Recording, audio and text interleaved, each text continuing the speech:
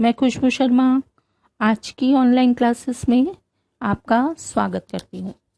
बच्चों, आज हम श्री भवानी प्रसाद मिश्र द्वारा रचित कठपुतली कविता के बारे में जानेंगे।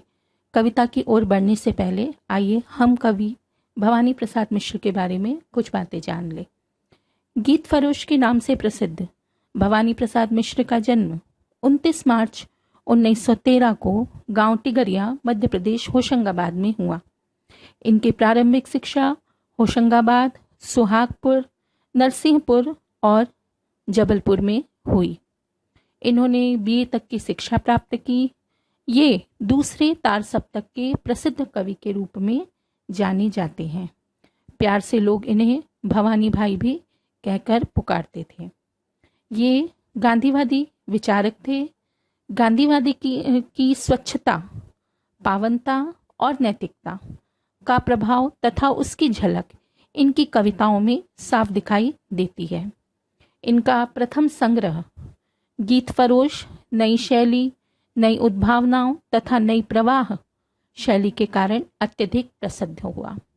इनकी अन्य प्रमुख रचनाओं की हम बात करें तो इनकी प्रमुख रचनाएं हैं गीत फरोश, चकित है दुख, खुशबू के शिलालेख, त्रिकाल संध्या, अंधेरी कविताएं, कालजयी इत्यादि इनके कविता संग्रह हैं।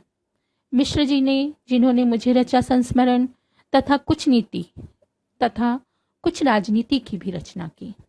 भवानी प्रसाद मिश्र उन गुने चुने कवियों में से थे जो कविता को ही अपना धर्म मानते थे और आमजनों की भाषा में लिखते थे। इन्हें अनेक पुरस्कार व सम्मान प्राप्त हुए, जिनमें प्रमुख है साहित्य अकादमी पुरस्कार, हिंदी संस्थान का साहित्यकार सम्मान, मध्य प्रदेश शासन का शिखर सम्मान भी इन्हें प्राप्त हुआ।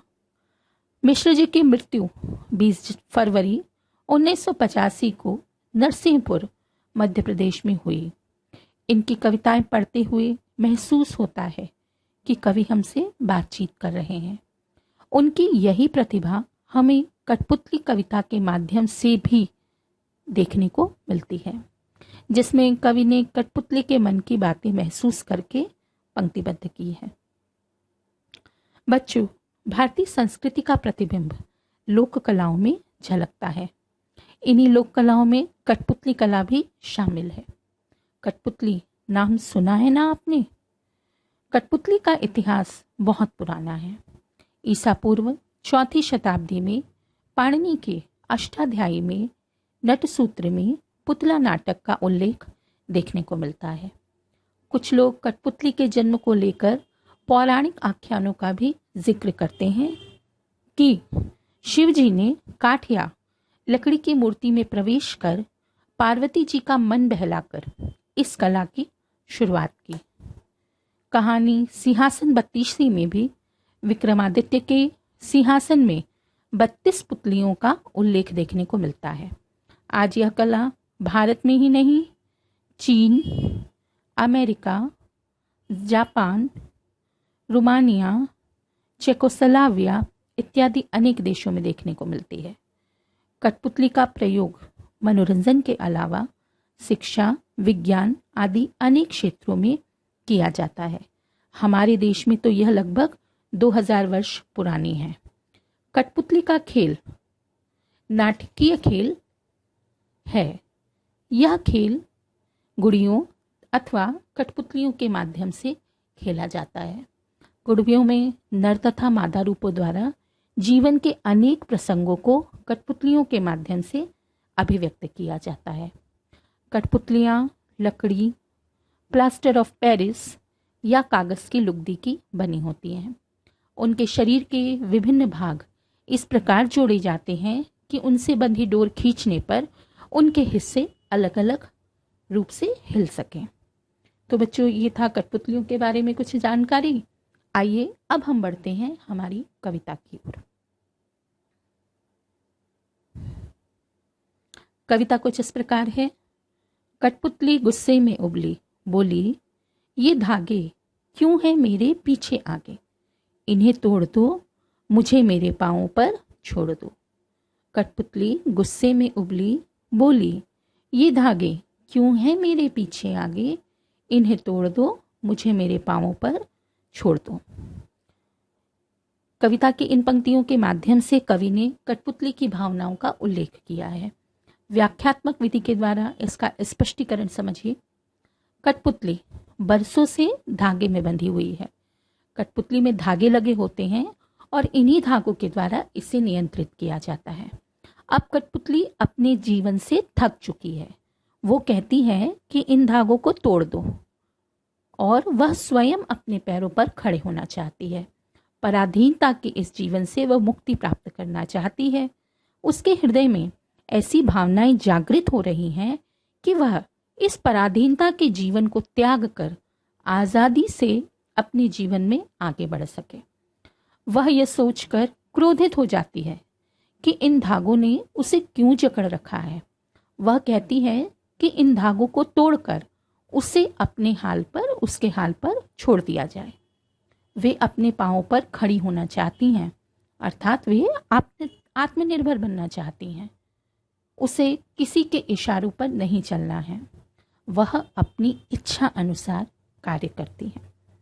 कविता की इन पंक्तियों में काव्य सौंदर्य की बात करें तो भाषा सरल व स्पष्ट है। पीछे आगे के द्वारा विपरीत शब्द युग्म का प्रयोग किया गया है।